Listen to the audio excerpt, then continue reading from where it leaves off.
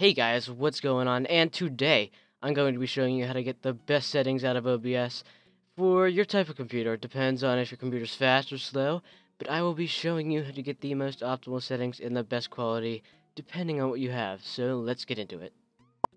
Okay, so as you can see here, we have OBS open, and there's a bunch of stuff here. It might be a little bit confusing at first, but it is going to be alright.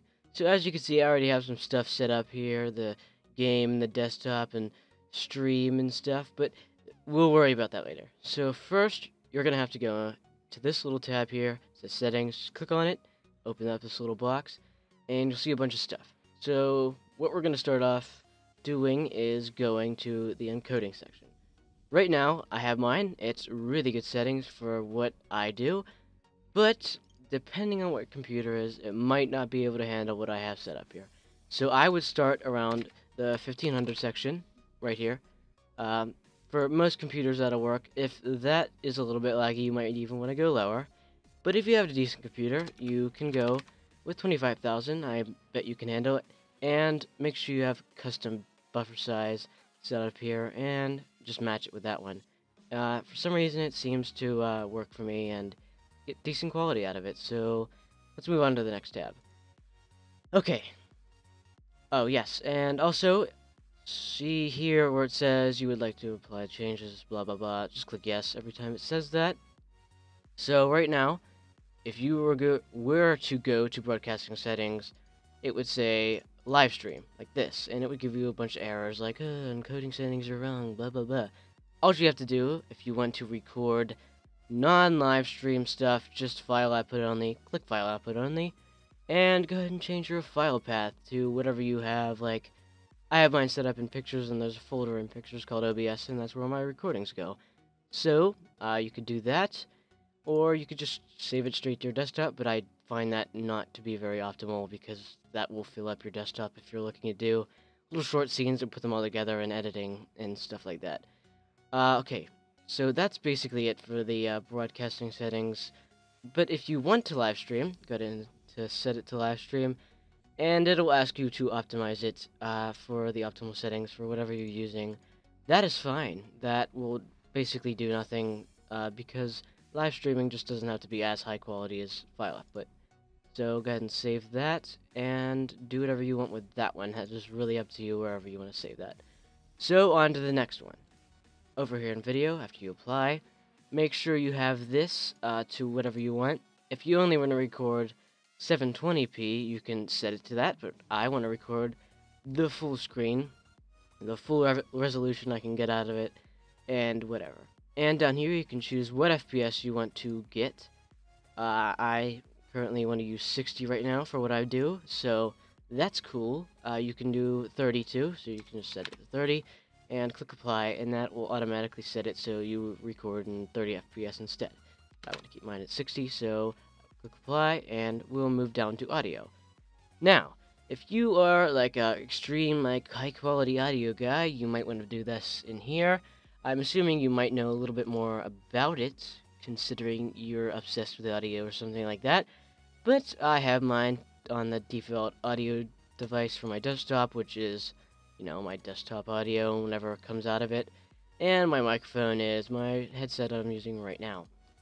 And that's about it for the audio section, not too much important. But let's move on. So, here we have the push-to-talk settings and the start stream settings. By the way, just to let you know, the start stream button is also the start record button.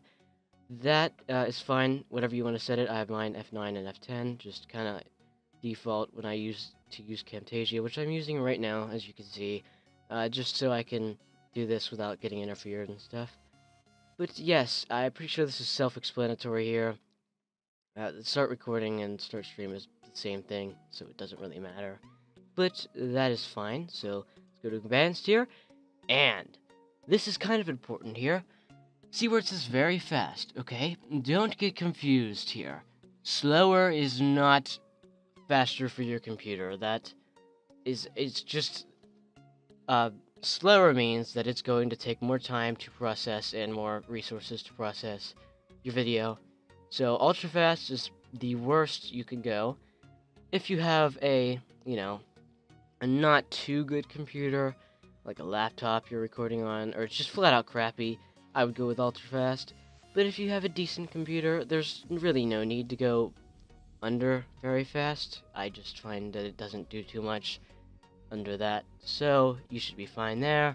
Make sure you have CFR on. If you want to go above 60 FPS, you can allow that here. Before, you wouldn't be able to do that just by setting it to above. And, you know, that's about it from here. Nothing too much. I'm not going to go into all the details with all the complicated stuff, because that's for another video if we really want to do that. But it should be fine. So, next tab, quick encoders, nothing here. Noise gates, you can change, like, the stuff that I don't get about audio, because I am not an audio buff. So you should be fine with this. Doesn't really need tampering with. So, next one, the scene switcher. You could change stuff here. More stuff that I really don't get, and it really doesn't matter to anybody. Really doubt anybody wouldn't use this because it's here, but you can have plugins apparently. Okay, that's cool. But yeah, nothing important that you'll be using here, basically. So, okay, and now let's get to this part. You want to record your screen, or your game. So, first off, you would see a little default thing here. I'm not sure what it's called anymore, but like scene or something. All you have to do, add scene, name it whatever you want. I'm going to call mine video. And as you can see, there's a little video tab. And where did all the other stuff go? That was just under the game tab. So, under sources, you are going to add whatever you're going to be doing. So game capture would most likely be the most optimal setting for most games. I know some games don't like it, and it makes them lag, so you might want to go with, I don't know, monitor capture, which I don't really recommend, but you might have to get any decent FPS in a game recording. I don't know why this happens, it's just the game doesn't like it. But most games like Minecraft and TF2, which I've played on my channel once, it will accept it. So that's good. So right now we're just going to go with game capture, because that's probably what most of you are using this for anyway. And this will work for live streams too. Live streamers, you can do this the same, but you might want to add more. I have a streaming overlay that I'll show you in a second here. So, okay, name it whenever you want. And now it'll ask you, what you want to record. So let's open up, let's see, Minecraft here. Let's get Minecraft open real quick so we can show you guys what it looks like if you want to record. Probably going to go full screen, so might go a little bit weird for a second. Nope, never mind. I didn't have it on full screen.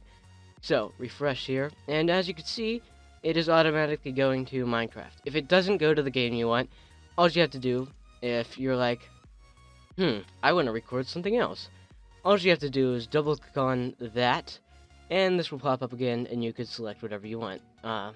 Just in this case, Minecraft is only open, so only Minecraft is selectable.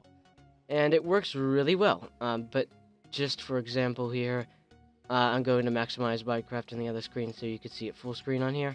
And I'm just going to preview stream. This is where you can preview what your streams or video is going to look like. Right here.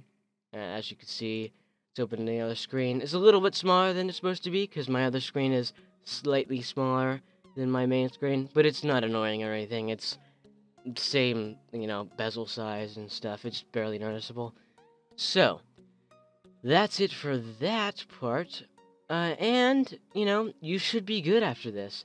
If you're still getting lag, I'm sorry. You might want to go through again and lower some of your settings. I mean, that sucks. I hate that, but I hate that I have to say you might have to lower quality, because this is a really good, thing. You can live stream and record directly at the same time. It's amazing. It's beautiful. But that is about it for this video. I hope you guys enjoyed, and I will see you in the next one. But I'm sorry I haven't, uploaded a video in a while. Just haven't had the time. But I hope you enjoyed this one, and I hope I will be recording more soon. Just haven't had the most of the time. Maybe another week I'll get a little bit more active, but just haven't had time. Sorry. But also, some of the best settings for like different quality computers will be in the description. And I hope you guys enjoyed. Please like, comment, and subscribe. And I'll see you guys